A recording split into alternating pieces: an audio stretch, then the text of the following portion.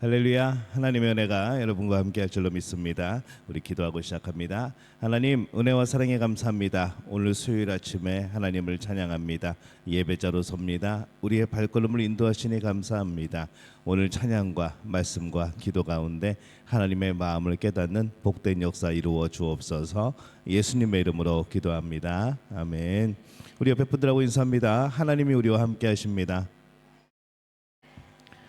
네, 우리 힘차게 박수 치면서 우리를 죄에서 구하시려 찬양하겠습니다.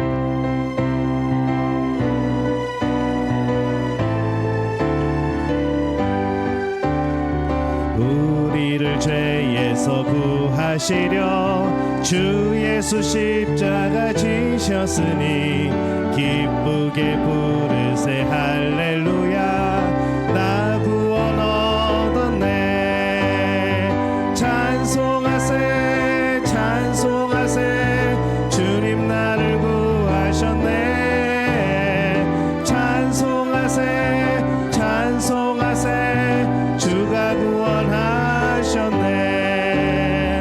우리를 주께서 구했으니 이전에 행하던 악한 일과 주하고 더러운 모든 죄를 온전히 버렸네.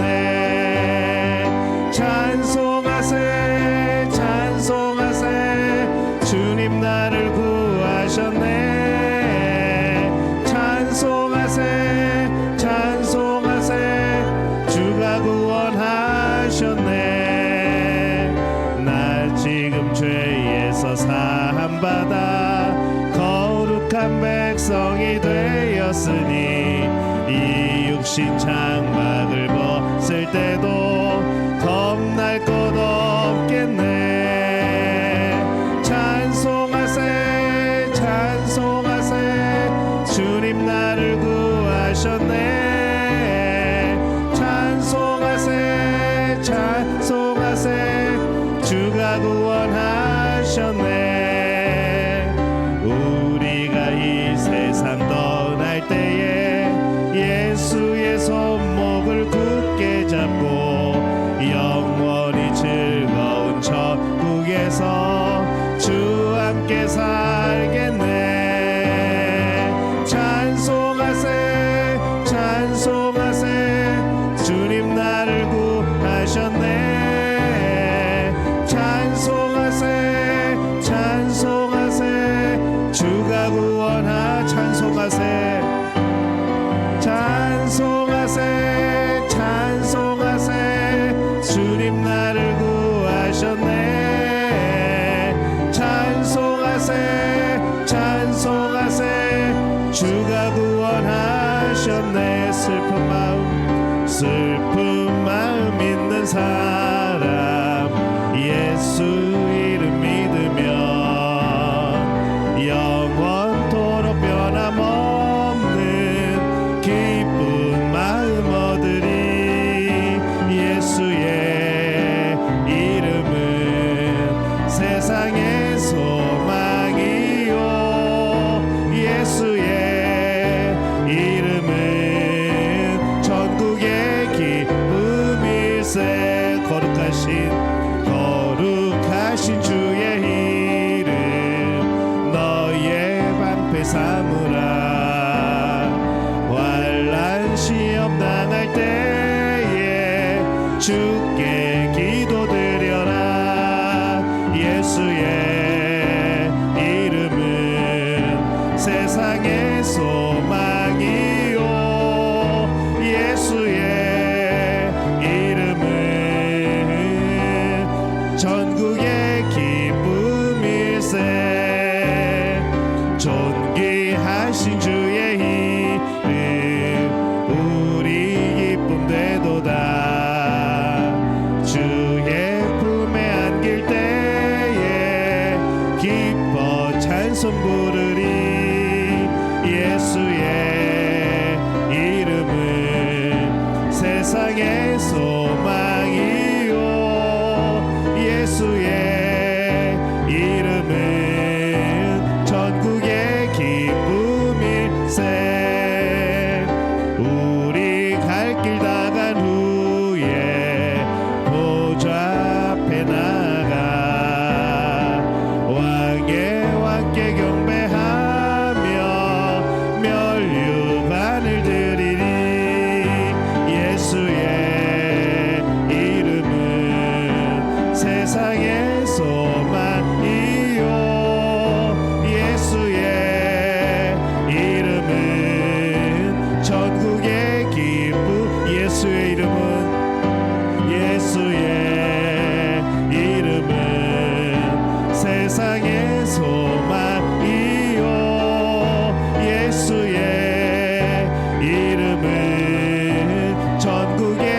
고백합니다. 예수의 이름은 예수의 이름은 세상의 소망이요 예수의 이름은 전국의 기쁨일세. 아멘.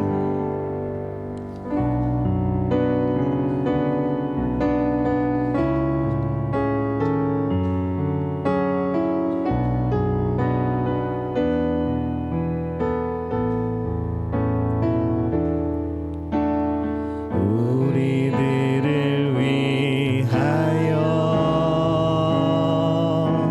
십자가에 못 박혀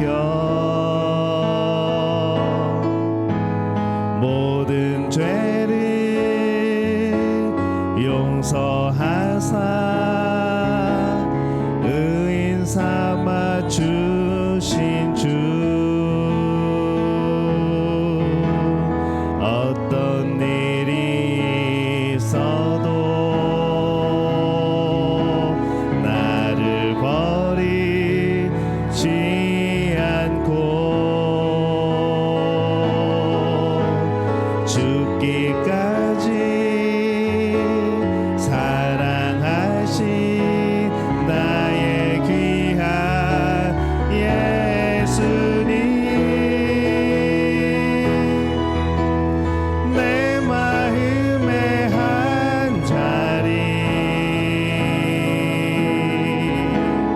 가장 귀한 그 자리 주 오셔서 앉으소서 주님만 나의 보배 내 마음의 한 자리 가장 귀한 그 자리 주 오셔서 다스리소서 주님만 나의 영광 우리들을 위하여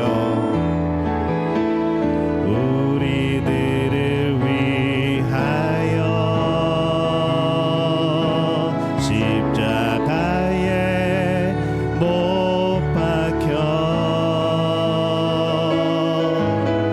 모든 죄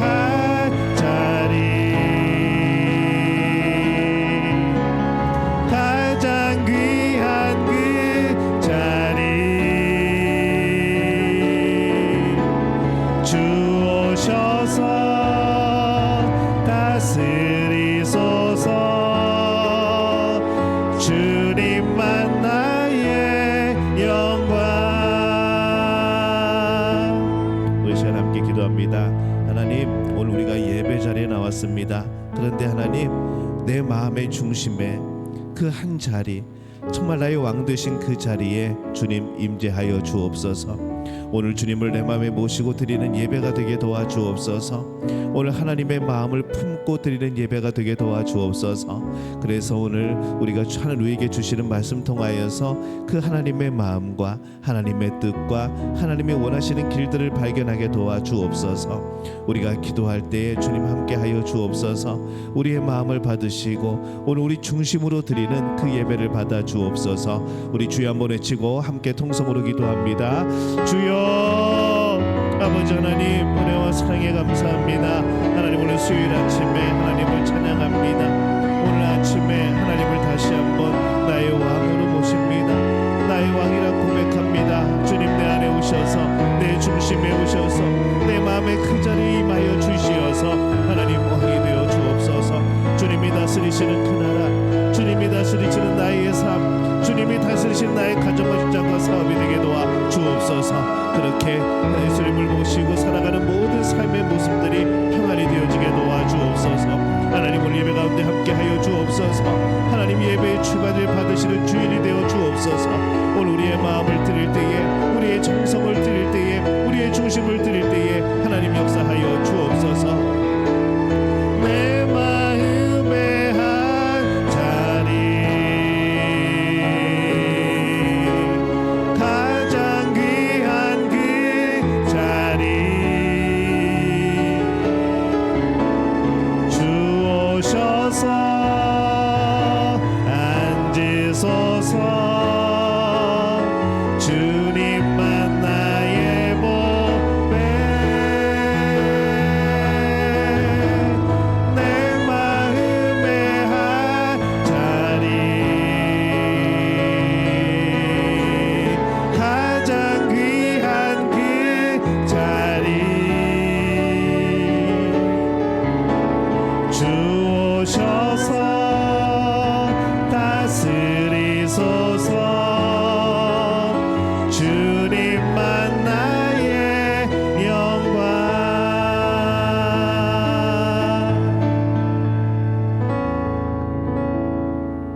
오늘 함께 나누실 말씀은 신약성경 마태복음 2장 6절에서 10절까지의 말씀 함께 보겠습니다. 우리 한 목소리로 함께 봉독합니다. 또 유대 땅 베들레헴아, 너는 유대 고을 중에서 가장 작지 아니하도다.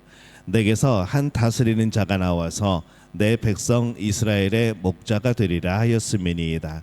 이에 헤롯이 가만히 박사들을 불러 별이 나타난 때를 자세히 묻고 베들레헴으로 보내며 이르되, 가서 아기에 대하여 자세히 알아보고 찾거든 내게 고하여 나도 가서 그에게 경배하게 하라. 박사들이 왕의 말을 듣고 갈새 동방에서 보던 그 별이 문득 앞서 인도하여 가다가 아기 있는 곳 위에 머물러 서 있는지라. 그들이 별을 보고 매우 크게 기뻐하더라. 아멘. 하나님의 은혜가 여러분과 함께할 줄로 믿습니다.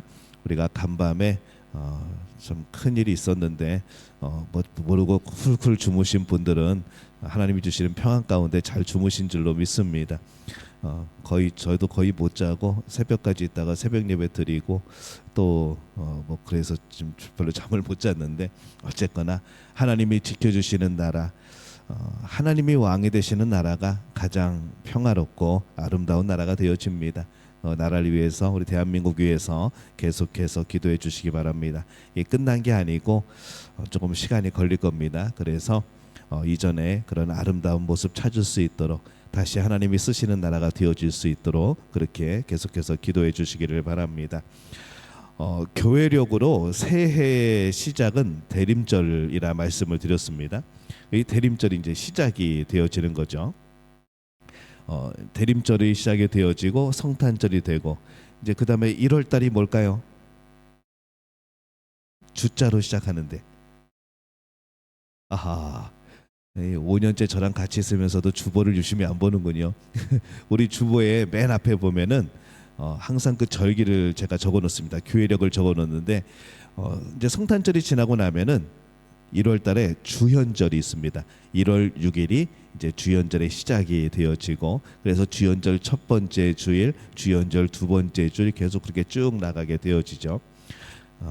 이제 주보를 보시면 압니다. 올해는 주보를 좀 유심히 보시고 앞에 교회력이 어떻게 지나가는가. 그래서 우리가 1년에 그런 교회력을 살펴보면서 하나님과 함께하는 생활, 그래서 이 교회력에서 우리는 늘 하나님이 어떠한 일을 하셨고, 예수님이 어떠한 일을 하셨고, 또 예수님이 어떠한 말씀을 선포하셨고, 이런 것들을 살펴보는 이제 그러한 교회력을 지키고 있습니다. 그래서 이 대림절은 예수님의 오심을 기다리는 기간입니다.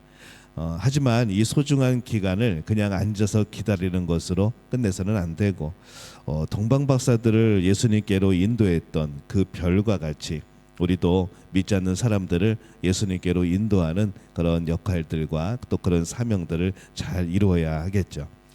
우리가 동방박사 그럽니다. 근데 이 동방이란 곳이 어떤 곳일까라는 생각을 해보는 거죠. 이 동방은 헬라어로 아나톨레라고 부릅니다. 그러니까 어떤 뜻인가 하면 해가 돋는 곳, 해가 떠오르는 곳, 이제 그런 의미입니다.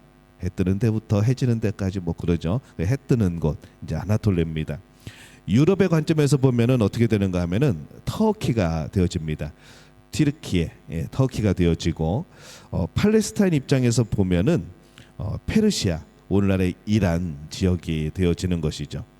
그래서 이 헬라어로 마고아라고 부르는 이 박사들의 정체는 과연 뭘까? 이것에 대해서 여러 가지 의견들이 있습니다. 왕들이라고 하는 사람도 있고요. 또 지식이 많은 그런 이제 뭐 학자들 그렇게 생각하는 그런 의견도 있고요. 그래서 아마 그들은 고대 동양의 지혜를 대변하는 현자들, 학자들이 아니었을까, 또 점성술에도 굉장히 조예가 깊은 그런 사람들이 아니었을까라는 그런 추측을 해봅니다. 그들은 별의 인도를 따라서 이 유다 지역까지 찾아온 목적을 이렇게 말을 합니다. 유대인의 왕으로 나신 분이 어디 있느냐? 우리가 그에게 경배하러 왔노라 라고 말을 합니다. 근데 이 질문 자체가 굉장히 놀라운 일입니다. 그들이 예수님을 믿는 사람들이 아니었죠. 근데 이 메시아가 탄생한다는 것을 알고 있습니다. 어디서 들었을까? 이게 굉장히 궁금한 거죠. 그들은 인류의 구원사 속에서 그리스도의 세계사적인 의미를 밝혀주기 위해서 등장한 그런 사람들입니다. 아마도 이 그들이 바벨론 포로로 잡혀간 유대인들의 이 종교, 또 그들의 학문, 또 그들이 고대하던 메시아, 구원자, 아마 그런 이야기들을 듣고 이제 그것을 접하고 또 그 영향을 받아서 이 유대인의 메시아 사상을 받아들이게 되고, 그래서 별이 나타났을 때 이 유대인들이 말하던 그 메시아, 구원자, 그분이 태어난 것 아닌가. 그래서 그 별을 보고서는 페르시아로부터 먼 거리를 걸어서 예루살렘까지 오게 된 것이죠. 페르시아에서 왔다고 생각하면은 1,500km입니다. 참 먼 거리죠. 거기를 온 겁니다. 자, 퀴즈입니다. 동방 박사는 몇 명일까요? 다 뭐 꿀을 드셨나? 몇 명일까요? 찍어. 네, 3명이요? 왜 그렇게 생각하세요? 예물 때문에 황금과 유향과 모략 3가지 선물을 가져왔으니까 3명이다. 뭐 그런 의견이 있습니다. 그럼 선물을 가져오지 않은 사람은 사람 축에도 못 깁니까? 빈손으로 온 사람도 있었지 않을까라는 생각을 해보는 거죠. 그래서 성경 본문에는 이 동방박사가 몇 명인가 명시적으로 나오지는 않는데, 그래도 황금과 유향과 모략을 가져왔기 때문에 3명 아닐까라는 이제 생각을 많이 합니다. 전통적으로 서방교회에서는 3명, 그리고 동방교회에서는 12명 정도로 봅니다. 그래서 진실은 어디에 있는가? 3명에서 12명 사이에 있는 거죠. 그래서 이 3가지 예물은 이 고대의 값진 선물로 아주 다양한 경우에 이게 사용이 됐습니다. 근데 마태는 여기에다가 신학적인 의미를 담습니다. 그래서 이 예물을 소개하는데, 황금은 보통 금색 그러면 이제 왕, 이제 그런 걸 상징을 하죠. 그래서 황금은 예수님의 왕 되심을 상징을 하고, 또 유향은 하나님이 하나님 앞에서 우리를 위한 대제사장 되심을, 또 모략은 우리의 죄를 대속하기 위한 그분의 죽음, 부활, 영생, 이것을 나타내는 예물이라고 이제 마태는 해석을 합니다. 그래서 예수님이 왕이 되시고 예수님이 대제사장이 되시고 예수님이 우리를 구원할 인간의 이 땅에 인간으로 오신 그분, 이것을 보여주는 것이죠. 이 동방 박사들이 1500km라는 머나먼 거리를 걸어서 예루살렘에 도착합니다. 근데 보통 유대인의 왕이 태어났다라고 생각을 하면은 어디로 가야 될까요? 왕궁으로 가야죠. 세계 질서를 바로잡을 왕, 평화의 왕, 그 왕을 접견하려고 이들은 생각에 왕궁으로 가면 되겠다 하면서 이제 왕궁으로 갑니다. 이제 헤롯 궁전으로 가죠. 유대인의 왕이라면 수도에서, 더욱이 왕의 궁궐에서 태어나지 않았을까, 이제 그런 선입견이 있었고 예상을 한 겁니다. 근데 정말 인간의 선입견이죠. 동방 박사들은 헤롯 왕을 만나서 물어봅니다. 유대인의 왕으로 나시니가 어디 계십니까? 그래서 이 구약으로부터 예언되어 온 메시아, 이 그리스도가 어디서 나셨습니까? 라고 물어봅니다. 먼 곳에서 이방인들이 알고 찾아올 정도라고 하면은 이미 유대인들은 모두 알고 이제 구원자가 오셨다고, 메시아가 오셨다고 아마 축제를 벌이고 있어야 될 텐데 예루살렘이 조용합니다. 그리고 예루살렘에서는 이 소식을 전혀 모르고 있는 듯합니다. 그래서 유대인의 왕이 어디서 태어났습니까? 라고 물어볼 때에 모든 사람들이 이 양반들이 뭔 소리 하는 건가, 너무 멀리 걸어와서 좀 이상해진 거 아닌가, 막 그런 생각, 그런 표정으로 쳐다보는 것이죠. 근데 이 동방 박사의 방문으로 예루살렘은 난리가 납니다. 헤롯 왕은 에돔 족속 사람입니다. 정통 유대인은 아닙니다. 로마 정권의 봉산 공로로 이 유다 지역의 통치자로 임명이 된 사람이죠.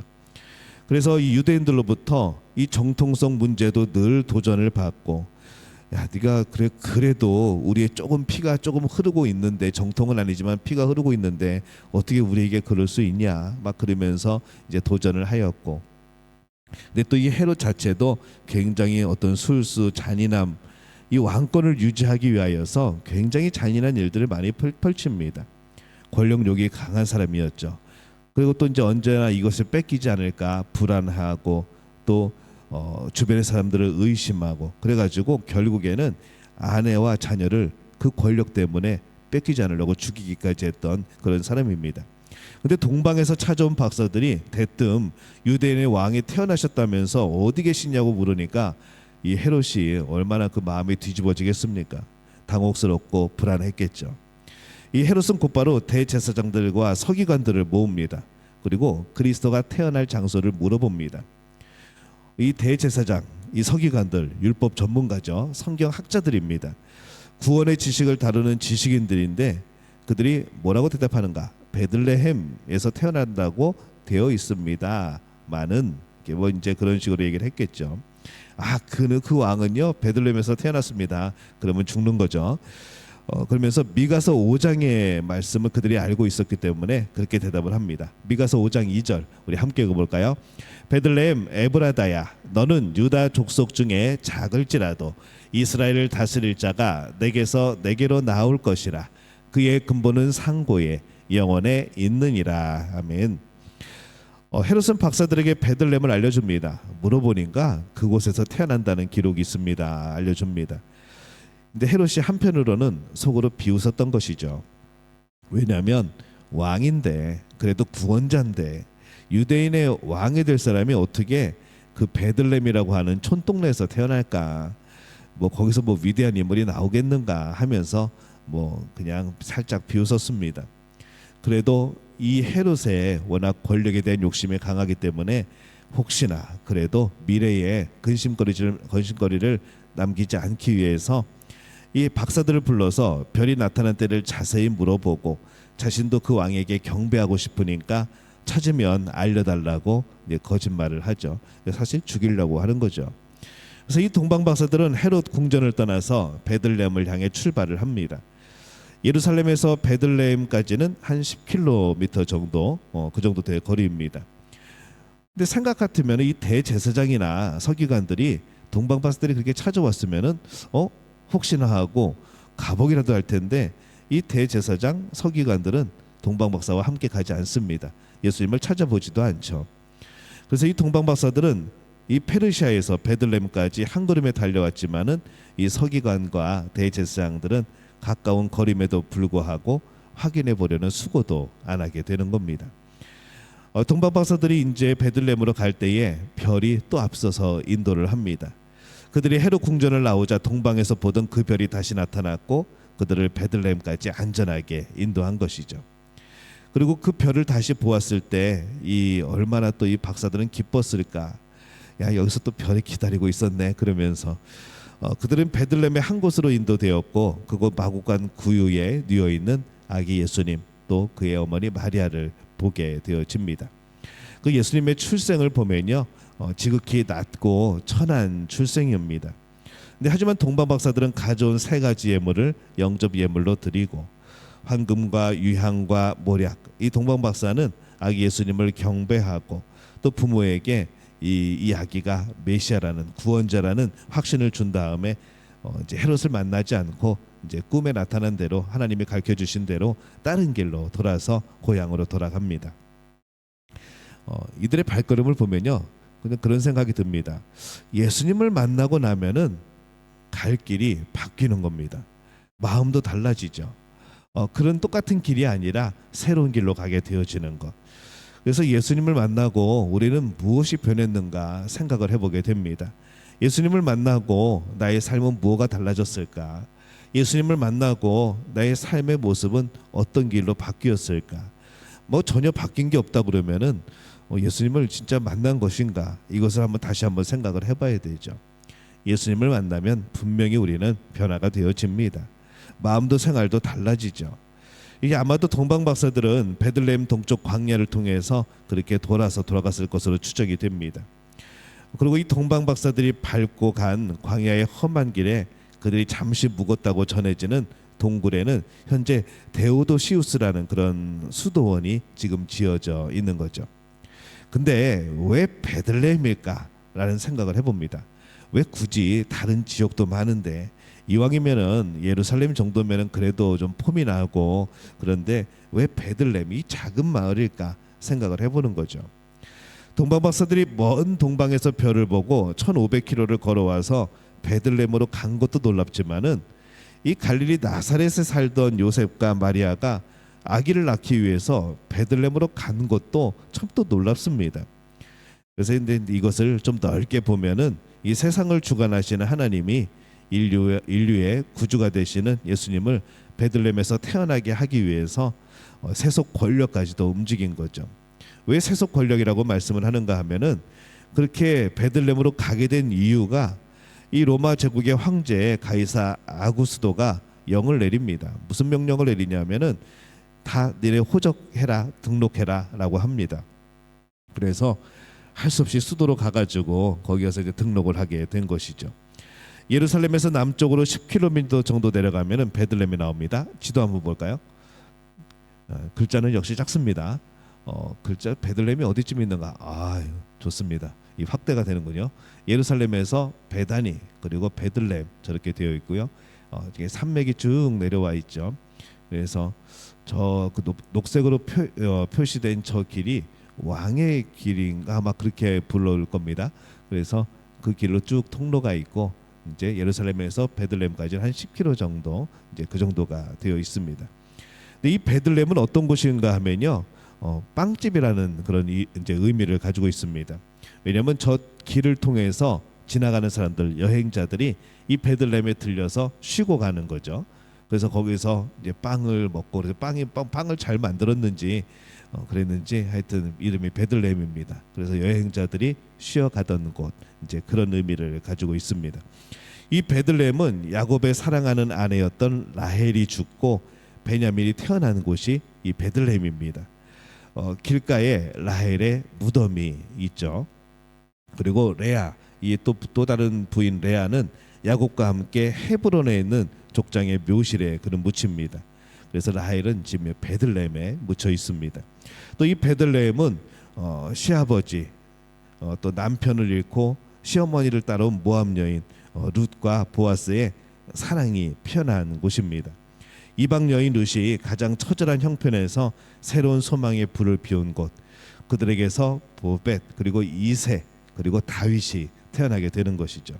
그래서 베들레헴은 다윗의 고향입니다. 이게 그냥 베들레헴의 이름이 있는 것이 아니라 그 이름 안에, 그 지명 안에 많은 의미들이 있는 것이죠. 그래서 요셉은 또 다윗의 후손으로서 이 호적을 정리하기 위해서 이 고향에 돌아온 것이고요. 그래서 요셉과 이 만삭의 마리아는 황제의 명령에 따라서 또 구약의 예언의 구약 성경의 이 메시아 예언에 응답하기 위하여서 이 나사렛에서 베들레헴까지 가게 되어집니다. 예수님의 베들레헴 출생은 이 구약 예언의 성취라는 측면만 있는 것은 아닙니다. 그것은 성육신으로 또 자신을 비우고 낮추시는 예수님의 그런 모습을 보여주기도 하고, 또 별 볼 일 없는 이 베들레헴이라는 그런 동네, 그 동네를 선택한 것도 그런 의미가 있고, 또 가장 비천한 상태에서 세상에 나오는 모든 일들을 겪게 하시는 또 하나님의 계획도 있고, 그래서 예수님은 분명히 큰 자가 아니라 작은 자로 오셨다는 것, 우리가 그것을 기억하게 되는 것이죠. 자, 베들레헴의 인구조사라는 작품이 하나 있습니다. 1566년 피터 브리겔이라는 사람이 목판에다가 유화로 그린 그런 그림입니다. 벨기에의 왕립 미술관에 지금 소장되어 있는 작품인데, 이 목판에다가 유화 물감으로 그린 거죠. 자, 이 찾을 수 있을까요? 저도 아까 한참 찾다가 어딨나 그러고 끝났는데, 예수님, 아니 마리아와 요셉이 저기 있습니다. 무슨 저기 꼭 모습은 어디 여행 가면은 그 여행지에 있는 그 기념 엽서 있지 않습니까? 꼭 그렇게 그림이 생겼는데 저기 있답니다. 예수님과 여기 마리아와 요셉이 저기 어딘가 있다고 하는데, 나중에 혹시 제가 저기 카톡으로 보내드릴 테니까 한번 확대해서 한번 찾아보셔요. 딱 뚜렷하게 보인다 그럽니다. 저는 아직 아까 찾다가 실패해서 제가 어디 있는지 설명은 못 드리겠습니다. 이 브리겔의 베들레헴의 인구 조사는 마침 무슨 크리스마스 카드 같은 그런 분위기죠. 만약에 오늘날 예수님이 이렇게 오신다면 그때와 마찬가지로 우리가 예수님을 찾을 수 있을까라는 생각도 해보는 거죠. 저 당시에 그 마리아를 보고 요셉을 만난 사람들, 또 태어난 예수님을 사람들이 아마 봤을 겁니다. 근데 그분이 메시아라는 것을 몰랐던 것이죠. 멀리서 찾아온 동방박사, 그리고 그 부모, 그리고 목자들, 이 사람들 말고서는 모르는 겁니다. 그래서 우리가 요즘에도 마찬가지죠. 요즘에 다시 예수님이 오실 때 우리가 예수님을 잘 발견할 수 있을까? 우리가 예수님에 대해서 알아야 되고, 또 예수님이 어떠한 모습으로 오신다는 거, 또 예수님이 어떻게 오신다는 그런 성경의 말씀들 잘 기억을 하고 우리가 예수님을 소망하고 바라는 그런 깨어있음이 있어야 우리는 또 예수님을 발견할 수 있지 않을까, 그런 생각을 해봅니다. 윌리를 찾아라라고 하는 그런 그림책이 하나 있죠. 윌리라는 친구를 찾는데 거기에 뭐 수백 명, 수천 명이 그려져 있습니다. 한 페이지 넘길 때마다 이걸 또 어떻게 찾나 막 싶을 정도로 윌리라는 그 인물을 찾는 건데, 좀 그거랑 좀 비슷하다는 생각이 들어서 예수님을 찾아라, 뭐 이제 그런 뭐 게임도 있었습니다. 그래서 성경에 나오는 비둘기, 그다음에 모세, 뭐 다윗, 이런 모습이 이렇게 막 수백 명의 사람 속에 있는데 거기서 이제 찾는 거죠. 못 찾으면 어떻게 되는가 하면은 갑자기 꼬리 달린 사탄의 모습이 삼지창을 들고 나타나가지고 띠리리리리 하고 이렇게 음악이 나옵니다. 그런 또 앱이 하나 있었습니다. 요즘에는 안 나오는 것 같은데 아마 그렇습니다. 하여튼 찾기 쉽지 않습니다. 한번 찾아보시기 바랍니다. 그래서 이 예수님은 가장 비천한 모습으로 낮은 자리에 오시게 되어집니다. 근데 이 비리겔의 의도가 그거 아닌가 싶습니다. 당나귀를 탄 만삭의 여인, 그 앞에서 길을 이끄는 시골 나그네 요셉, 힌트입니다. 이게 당나귀를 타고 마리아가 타고 있다는 거죠.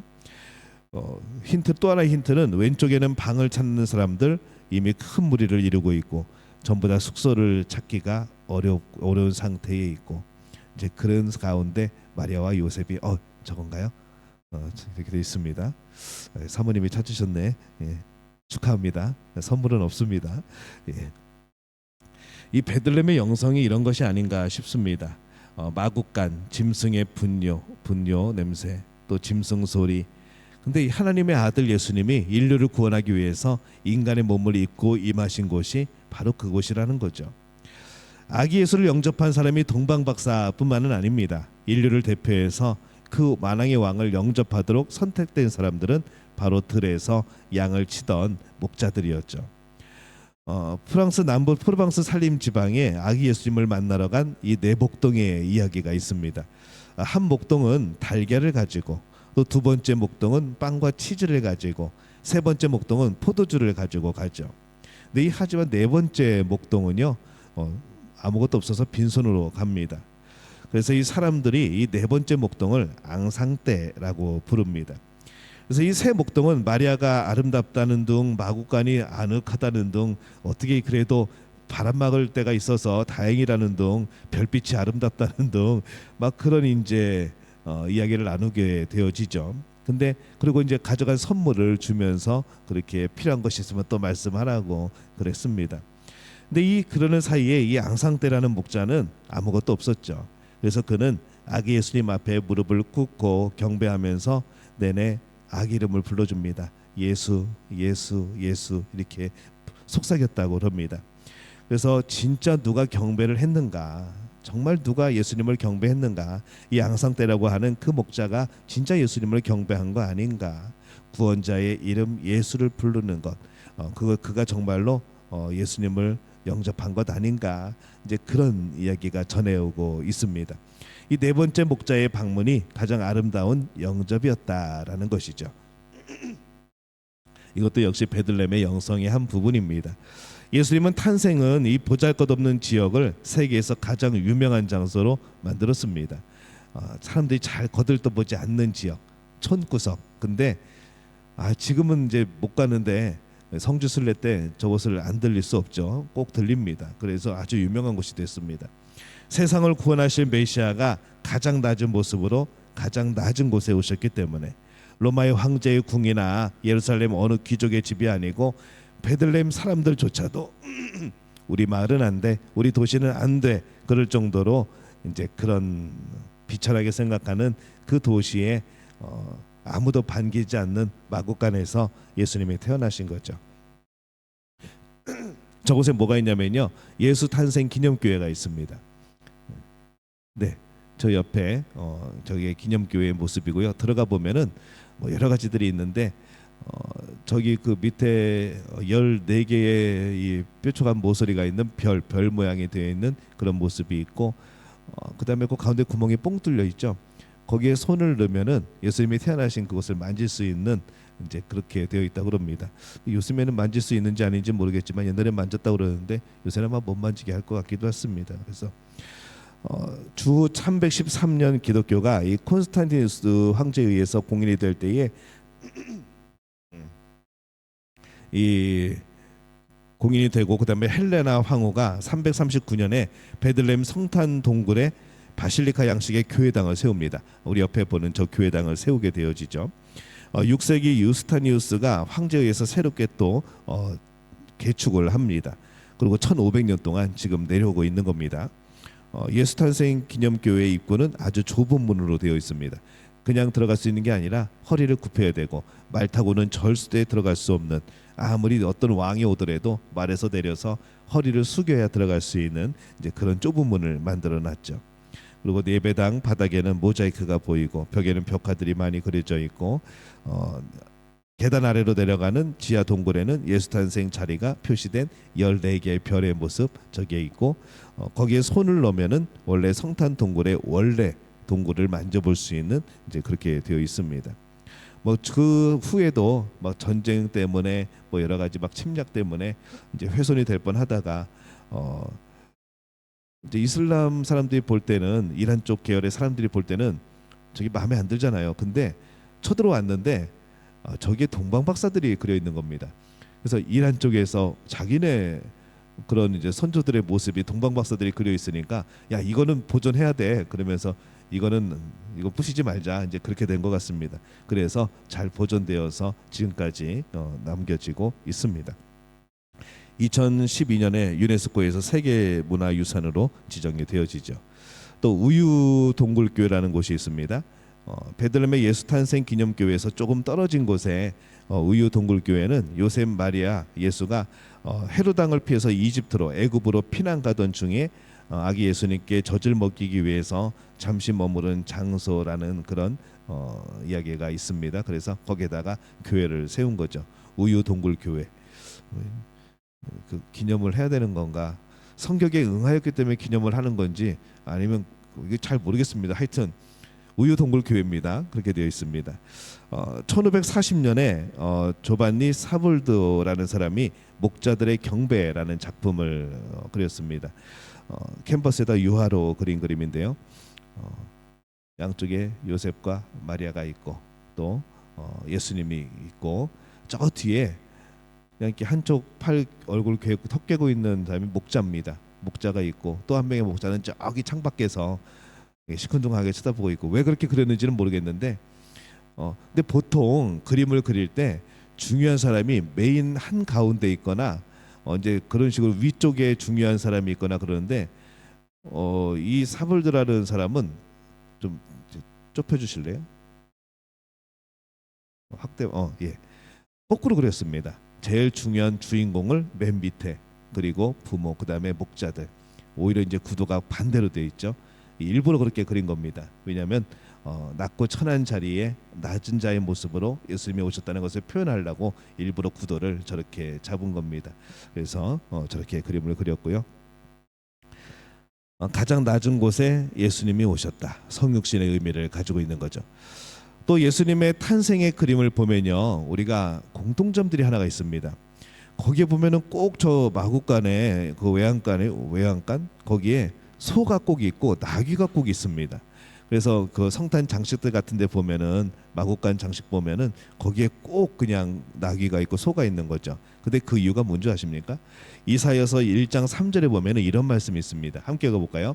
소는 그 인자를 알고 나귀는 그 주인의 구유를 알건만은 이스라엘은 알지 못하고 나의 백성은 깨닫지 못하는도다 하셨도다. 거기가 외양간이라 그게 있는 게 아니고 이 말씀 때문에 소가 있고 거기에 나귀가 있는 겁니다. 그래서 여러분이 어떤 그림이나 장식에 소가 있고 나귀가 있으면은 이 말씀 때문에 그게 이제 있게 되어진 것이죠. 소는 유대인을, 나귀는 이방인을 상징을 합니다. 아기 예수님 밑에는 흰포대는 순결하신 예수님을 상징을 하고, 그래서 이 예수님의 탄생 기사를 보면요, 천사, 별, 동방박사, 가난한 목자들, 짐승들 이 전부 다 나옵니다. 그래서 영계, 자연계, 인간계가 전부 다 등장을 하게 되는 아주 굉장히 우주적인 그런 놀라운 사건인 것이죠. 근데 그것에 비해서 일반적으로 예수님은 이 베들레헴의 낮고 천한 곳에서 태어나신 그 사건으로 우리는 예수님의 탄생을 기억하고 있습니다. 그래서 우리는 예수님을 기다리는 이 계절 대림절뿐만이 아니라 사실 평상시에도 이 베들레헴의 영성을 가질 필요가 있죠. 성탄절기는 낮은 곳에 마음을 두는 겁니다. 낮은 곳을 찾아가는 그러한 계절이 되어지고 절기가 되어지는 거죠. 예수님도 낮은 곳에 오셨는데 우리가 어떻게 높은 곳에서 뭘 하겠습니까? 우리도 낮아지고 오늘도 힘들고 어려워하는 이들, 또 절망과 불안함으로 무력함으로 살아가는 이들을 또 우리가 돕고 마음을 나누는 것이죠. 그래서 이번 성탄절에는요, 좀 초청을 했습니다. 누굴 초청을 했냐면은 우리 해피센터에서 성경 암송 대회를 합니다. 1년에 한 번씩. 그래서 82구절을 외웁니다. 그래서 각 1학년, 2학년, 3학년, 4학년, 5학년, 6학년 이런 식으로 중등부팀, 고등부팀, 청년팀, 대학부팀 이런 식으로 해가지고 굉장히 많이 분류가 있습니다. 그분들이 82구절을 외워가지고 대회를 합니다. 그래서 거기서 수상한 14일 날, 아직 좀 시간이 있죠? 14일 날 대회를 하는데 거기서 1등한 친구들을 좀 데려오려고 합니다. 그래서 우리 25일에는 우리 그 친구들이 82구절을 다 외우면은 저녁까지 먹어야 되니까 그건 좀 힘들고 대표적인 서로 다른 구절을 좀 암송하게 하고 우리가 그들에게 장학금을 좀 나눠주려고 합니다. 여러분들이 선교 헌금으로 내셨던 이 빈민촌 교육 이제 그 헌금을 가지고 이제 장학금을 좀 주려고 합니다. 그 친구들이 부모들은 전부 다 이슬람 믿는 친구들입니다. 이제 본인들은 허락을 받고 이제 성경 암송하고 예배 드리고 그런 친구들이죠. 다 이제 어려운 지역에 사는 친구들입니다. 그래서 우리 그 친구들 데려다가 또 장학금도 주고 우리도 좀 도전을 받고 그 아이들도 82구절을 외우는데 우리는 몇 구절이나 외우고 있을까요? 그래서 그렇게 우리가 좀 도전을 받고 함께 나누는 시간을 가지려고 합니다. 그래서 좀 성탄 절기가 오늘 베들레헴처럼 좀 의미를 가질 수 있게 그렇게 한번 해보려고 합니다. 오늘 베들레헴이라는 이런 지역을 보면서 또 그곳에 임하신 예수님, 낮은 곳으로 임하신 예수님을 보면서 우리의 마음도 그랬으면 좋겠습니다. 낮은 곳에 있다고 우리가 비천한 것은 아닙니다. 누가 있느냐가 중요한 것이죠. 낮은 곳이라도 하나님의 자녀가 있는 곳은 빛나는 곳입니다. 낮은 곳이라도 하나님의 은혜가 함께하는 사람은요, 빛나는 사람인 것이죠. 그래서 우리가 어떤 위치에 있든지 어떤 상황에 있든지 하나님이 함께 하시는 사람이라고 한다면은 그는 은혜의 사람이고 또 하나님께서 지키시고 보호하시는 그런 복된 사람인 줄로 믿습니다. 오늘 말씀 통하여서 우리의 삶이 그렇게 되어지시기를 예수님의 이름으로 축원합니다.